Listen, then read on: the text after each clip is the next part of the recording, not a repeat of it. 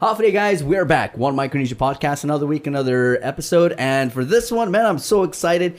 We shot Culture Club. Yes. That was fantastic. That was a fun shoot. But I was like, for Culture Club, it's always this 5-minute digital segment that's just out there for people to watch and get inspired and get to find her and what she does and the products that she puts out. Beautiful Thank products. you. But I'm like, the talk needs to... I wanted to literally get to know you and talk about how it all started, like get in depth and just a longer conversation, pretty much. So on the podcast with me today, I do have Kristan Leon Guerrero. Kristan, thank you so much and welcome to the podcast. Thank you for having me. I'm happy to be here. Thank you. So when we start, we get to know our guests. So let's start there. Tell us more about you, where you grew up, and stuff like that. Let's start there. Well, I was born and raised here Nice. in Guahan. I relocated to Texas in 2015. And I came back for my grandmother's funeral. And when I came back, I told myself I was never coming back home ever again, right? Because I was like, look at, you see like all the, like the lack of upkeep, right? Or you just feel like maybe the mainland has like more opportunities. Right. And then I lost my mother shortly after. Oh, sorry. And then I had to fly back home again to bury her here. And when I flew back to Texas, I started to kind of question, where I really should be. And I decided to kind of ease my missing home with sterling silver jewelry. So I thought, okay, let's just open up a business. Let's just sell like beach themed jewelry. And I think I only did one drop of that before I found other cultural artists on Instagram. And I was really just blown away. I ran into a bunch of carvers and the way that they displayed our culture, it was like captivating, and it was pretty much like undeniable. Like, wow, we're really here almost 4,000 years later. We're really doing this. And it was so motivating. And that's what pretty much got me into carving, was learning about all of these people that are my generation, my age, doing this and doing their work to perpetuate our culture through wearable art. So That's awesome. I haven't stopped since. I threw the whole concept of sterling silver jewelry away, and I'm like, we're not doing that. And this is all I do now. Nice. Yeah. And we're gonna get to that part in the next part of our little talk here. But let's kind of take it back. I mean, you talk about you grew up here, you moved to the States. So talk about that whole transition of an island girl from Guam, and then now you're in the States. Now you're probably in a community where you don't see much, or maybe you do. So let's talk about that experience. Yeah, it was very. When they say culture shock, that's an understatement, because it's like everything you thought you knew, it doesn't exist anymore in this part of the world, right? So. It was even crazy simple things. Like at one time I was a preschool teacher, and I had got Taco Bell, and I offered my coworkers some food, and they were like, "You just want to give it to me?" But here it's like it's normal, right? Yeah, it's like, hey, it's like you offer anybody anything here, and so the heat. I came in the middle of fall, or winter. And that was insane. I was like, what in the world is this? And then the summers are horrible. There's no 96 degrees in the shade. But yeah, there's not many Chamorro people there, at least not in the city that I live in.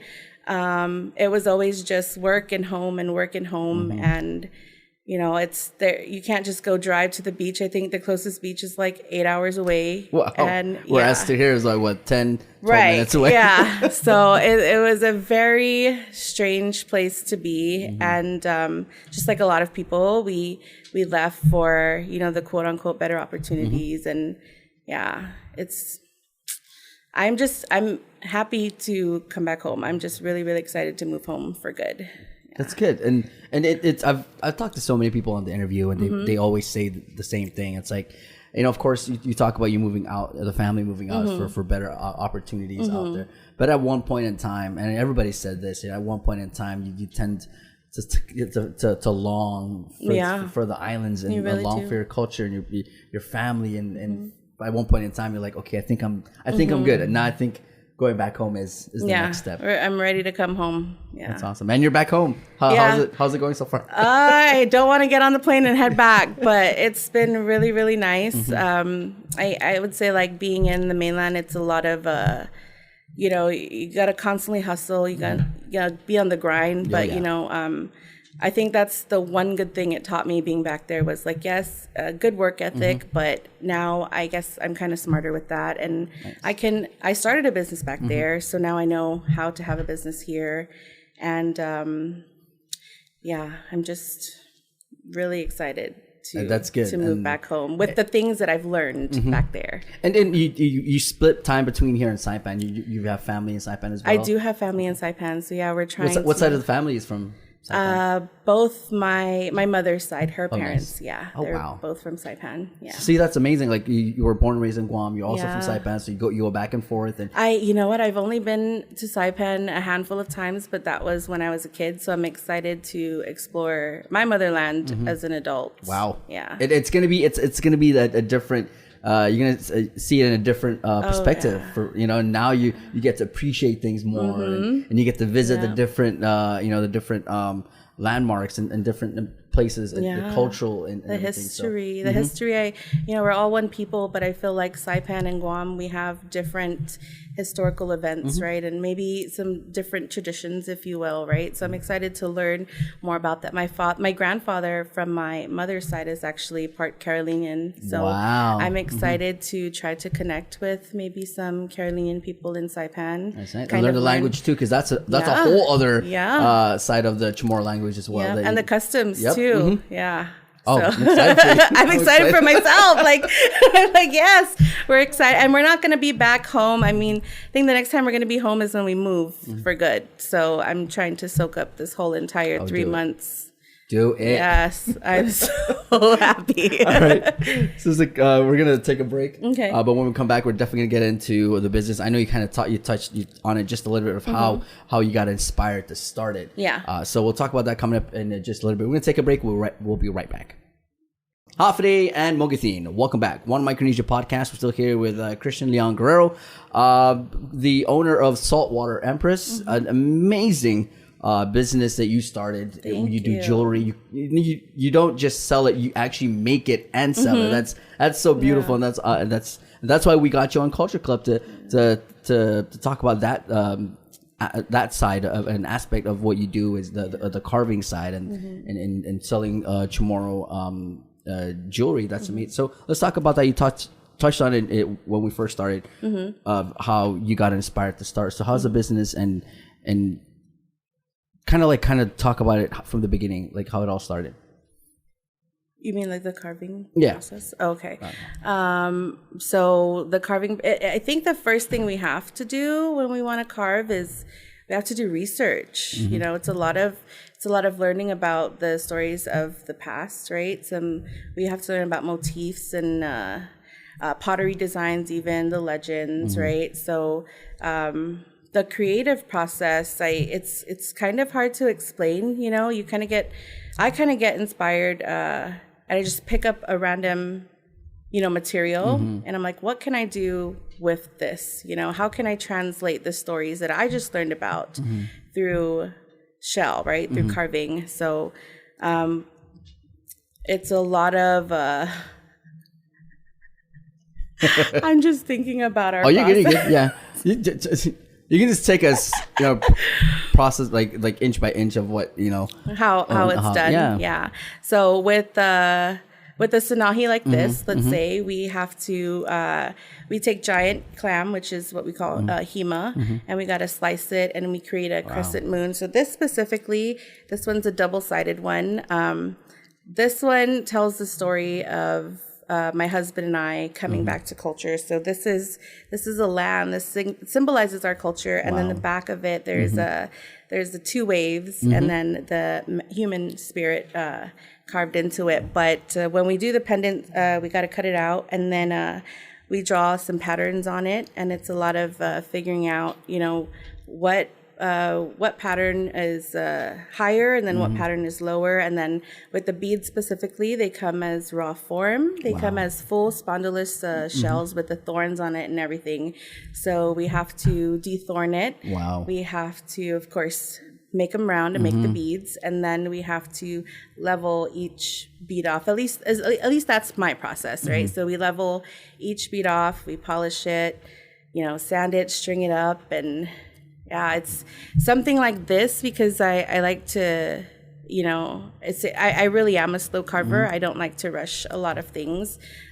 Something like this, if we're doing like even a full strand of spondylus, it could take me over a week if I sat down, and that's just because we're fairly new, so we just started carving not too long ago, so it takes me quite a bit of time. It's a lot of effort. It's a lot of dedication and discipline to sit there. And sometimes I ask Guel and Guelu, like, why this? Because now, of course I love it. Now I appreciate it so much, but sometimes it's like, dang, they really sat here with no power tools at all. Yes. And if you go like into the Guam Museum, you can see all, the actual artifacts, the beads and stuff. And it's so clean. It's so pristine. So the fact that we are having difficulty or struggles with modern tools, it makes you appreciate their process without it. You wonder like what their process is even probably,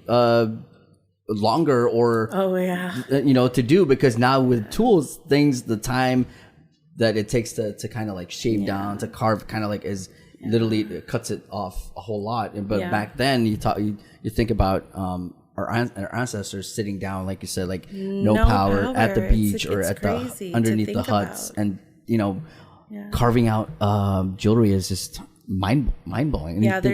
There's something for us, it feels so special. It's hard to describe unless you do it yourself, but I feel such a deep connection when that power tool is on. And, we like to say that we literally are risking our lives out here trying to make cultural jewelry, because anything can go wrong. Like you can sand your fingers off, you can cut yourself, things fly, you've got to wear protective gear. So when I hold these creations in my hand, of course, during the creation process, sometimes I'm in tears, like truthfully, because I just think about how they left these artifacts for us to find. This was part of their identity. And to know that almost 4,000 years later, we are still telling their stories. It's an honor to sit there with the Dremel and help bring these, creations back to life in a more modern way, really. Awesome. Yeah. So, let's talk about some of the reactions that you've got over time through the jewelry and the creations that you've got, and people have purchased it, and talk about their reactions to those art creations. Yeah. So I think after we complete a piece, we do take the time to try to photograph them in a beautiful way and display them on our page. And it's insane that there are a ton of people who have been following us, or who started following us, found us on Instagram, and they didn't know what spondylus was. They didn't know what giant clam was. They didn't know anything about cultural jewelry, especially the people who live in the diaspora, in the mainland or elsewhere. They've never had the opportunity to see something like it in real life. It's hard for them to find back there. So when they have it in their hands, it sparks something in them, and it tells me to keep doing it, because sometimes, they cry, they're in tears as well. They want it either to feel more connected to our culture from so far away. It can be so lonely living far away, even if you have a bunch of family and friends. And the fact that we're able to give them this gift of cultural jewelry to help them kind of connect, it's an amazing thing. And we get such positive feedback, and we are constantly being thanked in our DMs, like, thank you for doing this work. And I'm like, no, thank you, because I can do this work all day long, but without you guys, you know what I mean? Like, we would just be carving because we love to, but it is an actual business. But they are so thankful in the DMs and so appreciative of our art. So I think it goes more than just the business, right? You talk about sure. that. Absolutely. A lot of people that have got on that are doing this kind of work, either through jewelry, through T-shirts, whatever, and putting on designs that is of that represents their culture out there is really just, I think what you talked about just a little bit, like you're making that connection, or even they're out there, they're doing what they're doing, but at one point in time they feel lost, and we talk about identity and not knowing, like, okay, so when you give them that jewelry, I think it sparks that room, like, you know what, it's about time I start researching about home. I maybe start planning a vacation back home, because we've never been back home for so many years. So I think that jewelry, that little jewelry that you give them, I think is just that thing that they needed to get back into thinking about home and culture and everything. Yeah, I like to say we just need to remember, because we don't forget. We don't forget. I feel like it's already deeply rooted into us, who we are. We just kind of need that little push to help you, remember, like, oh, there is this whole culture, because it's so easy to get lost in a modern world, with everything going around and outside influences. And so it's easy to lose sight of culture and traditions. And so it's nice that when they connect with us and they do get their pieces, it brings them closer to home. Wow. Yeah. Beautiful. Inspiring as well. Yeah. It motivates me to keep on going. Yeah. That's awesome. Kristan, we're going to take a break, but when we come back, we're going to talk about the future of Saltwater Empress, and maybe not even Saltwater, but what do you want to do? And we'll talk about that coming up in just a little bit. We're going to take a break, and we'll be right back. You're watching the One Micronesia Podcast, BRB. Afide and Mogathin, welcome back. One Micronesia Podcast. We're still here with Kristan Leon Guerrero, the owner of Saltwater Empress. We talked about a lot of things. We talked about how it all started for her. She was born in Guam, moved to the States, and then along the way, she found the love to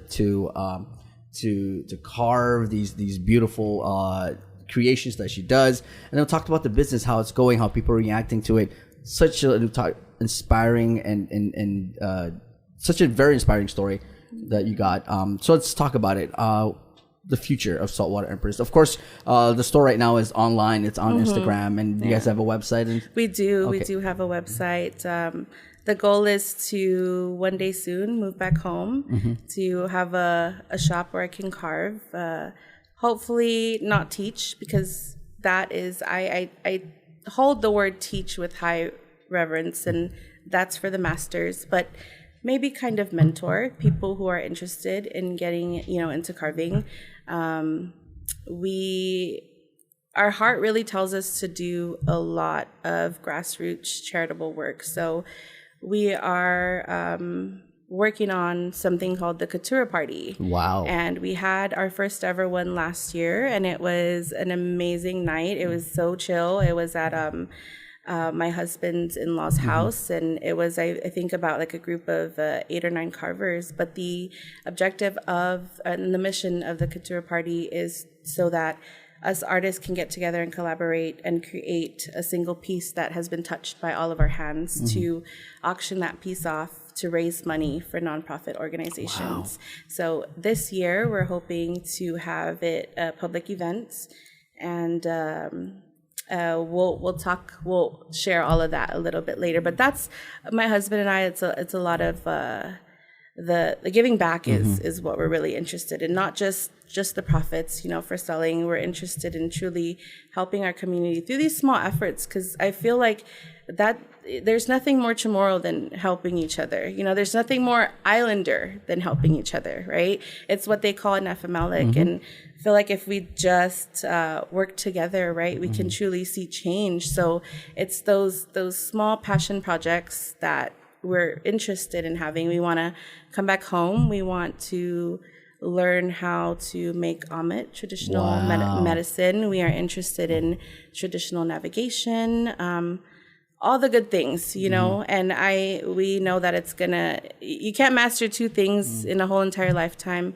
but I feel like if you spend your whole life doing everything that makes you feel whole, and then you do your part to perpetuate that, that's going to be worth it for us. So that's what it looks like. Hopefully that's a 5-year plan to come back home and really hit the ground running. But for right now, we are our hearts are full, overflowing with love just from carving. Yeah. Wow. So hopefully soon you'll see a shop, but we also do like the slow pace of working at home. Yes. And an intimate setting. My husband and I, he helps me a lot too. So yeah, hopefully one day, but one thing at a time. I think the thing that's most important to us, besides opening a shop, is to really give back more and to find ways to do that. And we want to do that through collaborative efforts with other people who care about the same things, so we can spark excitement and change in other people. That's nice. Yeah. And you did before we shot your culture club, there was an event. What did you put that together, or was that? That was our workshop. It was with me, Kelsey from Banana Leaf Tumblers, and Meeks from Everything in Between. And my part specifically was to make jewelry in front of people. So we didn't have any carving going on, but we had already made pendants and beads, and you bought your ticket to come to our workshop, and it was a kind of like a semi-custom experience. It was like a one-on-one thing, and you sat down with me and we did your measurements, and we strung it up how you liked it. So it was a very intimate setting. That was really fun, and I'm thinking I should do another one of that before. I was going to ask, are you going to do one more? I think I should, yeah. But it takes a long time because, I didn't want to rush anybody. I don't have the opportunity to see my customers face to face all the time because we're solely e-commerce.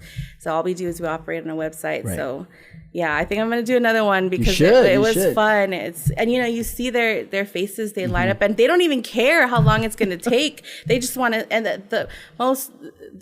the coolest thing is like they don't care how long it's going to take you. They want to sit in your presence and they want to just vibe. And for us, that means so much. It means that they're truly supporters of you. And now they're not just an account on Instagram that's DMing you. Now you're seeing this person face to face, and like you're seeing their reactions, and you're going back and forth and chatting and getting to know them. I think that's what really makes any business. It gives it this whole meaning of why they do things that they do, and especially with you, why you carve, why you make jewelry, and it definitely to inspire people. That's awesome. All right, Kristan, we're going to take a break, but when we come back, it's the last part of it, the final remarks, where people can find you on social media. We'll do that coming up right after this. We'll be right back. Hafide and Mogithine, we're back. One Micronesia Podcast, the last part of the interview here. We get to hear her last remarks, and then we'll get to find out where you guys can go find Saltwater Empress, the website, the IG. We'll find that out coming up in just a little bit. But Kristan, before you go, a message to your before the message to your followers, your take on, I know I asked you this question during Culture Club, and maybe if somebody missed it, perpetuating the culture, a message to this generation of ours, and what message would you tell them to inspire them to continue to do what they're doing to perpetuate and keep the culture alive? I would tell them to really make the time. We talked about that in Culture Club, to really make the time to find out about traditions, but to listen to the stories. I learned from Fafanagui Heidi Kinga that there's a difference between listening and hearing, right? So anybody can hear, but are you listening? So my biggest advice would be to really seek out those interactions. There's so much peace that you can find within tapping back into your culture. I'm living proof, like I feel so at peace. The vibrations are so much higher. So I suggest to anybody who maybe is feeling a little bit lost, maybe is kind of interested in getting back into culture, seek out the elders. But if maybe you're a little bit uncomfortable with seeking out, people that are not within your age group, there's a lot of activists out there. There's a lot of cultural practitioners, even young ones, and it's amazing to see. So make the time to really understand how magical we really are. I always tell everybody that the people of the Mariana Islands and native descendants, people from Pacifica as a whole. There's something truly magnificent about us, and maybe we forgot what it is, but to truly learn while you can from the people that are still alive, that hold the most knowledge. Wow. So you cannot go wrong if you tap into culture. You really cannot.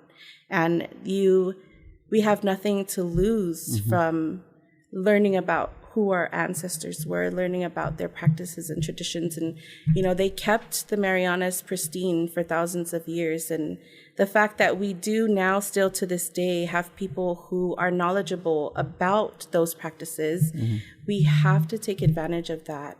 Because when they're gone, who are we going to turn to for these practices? We're going to have nobody. So we need to remember and learn. It's a lot of unlearning, right, at the same time. So yeah, just truly make an effort to learn about culture, whatever you're interested in, whether it be weaving, carving, medicine making, traditional navigation. And you don't have to learn it all. I say take it in small doses if you have to, because it can be really overwhelming, especially if you knew nothing about it before, right. like myself, sometimes it's it's overwhelming, the knowledge that you can, or the things you learn, right? So, but definitely do try. That's my number one, I guess like advice, if you will, right? Amazing. And like very inspirational as well. Like you talk about that, tapping into the culture and especially learning from the elders, like you talk about, they have this knowledge, right? And if you don't ask, it's just gonna, we need to take it from that generation and build it within this generation, because the next generation after us is going to need to know. So for sure. That's the goal. That's amazing. So before I let you go, a message to your to the fans, to followers, to customers of Saltwater Empress. Wow, there's really not enough words to thank anybody for the amount of support and the love that we get. But if I could just say Saina Ma'asi, Sujus Ma'asi, that means their support means a lot. I'm getting emotional because it means a lot, because like I said, we find so much peace in culture, right? And because of our supporters, we can continue to be on this wonderful journey, right? So to say thank you, Saina Ma'asi, Sujus Ma'asi, that's not enough. But we just want to say that we appreciate even the words of encouragement, even the connections that we receive through our DMs, right? It's beautiful, and it makes us so grateful to be doing this work. We feel honored to be doing this work. Awesome. And just for you, we close out here. Where can people go find Saltwater Empress, the website, the IG? Where can people go see these amazing creations, and how they can go ahead and make purchase if they see something they like? We have a website, saltwaterempress.com. We do periodic drops there. We just kind of create whatever our mind wants us to create. You can find it on saltwaterempress.com. And then we do accept custom orders. You can find us on Instagram @_Saltwater Empress. And then Facebook is @Empresses Empowering Empresses. But if they just type in Saltwater Empress on any platform, y'all can find that. Okay. All right. Well, Kristan, thank you so much. That was a very inspirational talk. You got make me cry again. You made me cry in the Culture Club interview, but it's okay. You know what? Tears are Amit. So it is. Yeah. Tears are very powerful and very amazing things. So, Kristan, thank you so much. What an awesome talk. Thank you. And good luck to you guys. I know the 5 years, you laid down the 5-year plan. Hopefully, everything comes into order and plays out the way you guys thought of. Like I said, you have a lot of events coming up. So you guys out there watching, go follow the Instagram. Pretty sure all the announcements are going to be on there. So go follow the Instagram and continue to support local. Sujus Ma'asi, thank you for having me today. Well, it was such an amazing talk. Thank you so much, Kristan. Thank you, guys. All right. Well, that pretty much wraps it up. One Micronesia Podcast. We'll catch you guys on the next one. My name is Victorious, and I just got to say peace. Enjoy.